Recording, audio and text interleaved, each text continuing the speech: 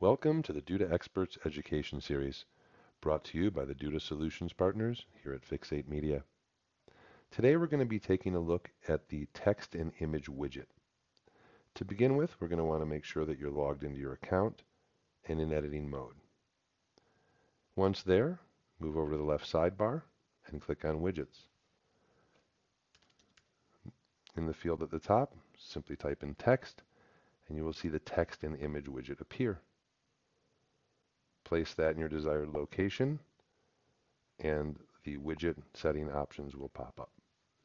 As usual, we have content and design options.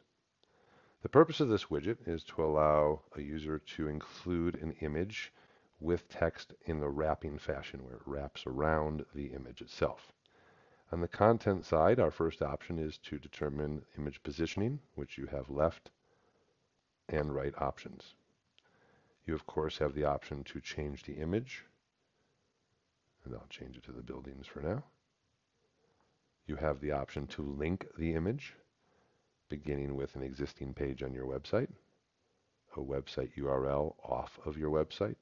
In most cases, you'd want to open that in a new window. A pop-up, anchor links, which will take you up and down sections of a page, email addresses, phone numbers, as well as files for download. Next, we have the option to add alt text for the image for SEO benefit. Moving down, we get to the actual content or the copy, the paragraph copy. And important to note that you do have a number of formatting options here as well: bold, italic, underline, color choices, and the ability to link those words too. Moving over to the Design tab, there are a few options here as well, beginning with the width of the image, the ability to keep the image proportional, choosing how far from the top of the widget you want that image to be positioned, so you can move it up and down. You can give that image a border for a little bit more style, as well as control the color of the border. We can control the text style, as well as the color and related formatting.